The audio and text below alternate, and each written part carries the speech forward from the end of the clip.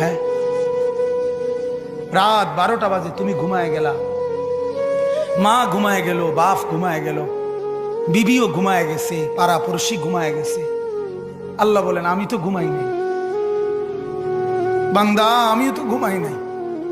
সারাদিনে আমিও তো জগৎটা পরিচালনা করছি, তবুও তো আমার কোনো ক্লান্তি নাই, আমি তো ঘুমাই নাই। কেন ঘুমাই নাই জানো বান্দা?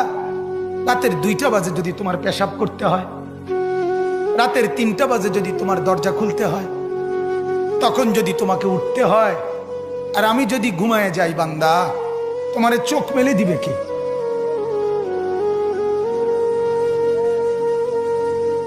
এই বাপ, চোখ মেলে দিবে কে?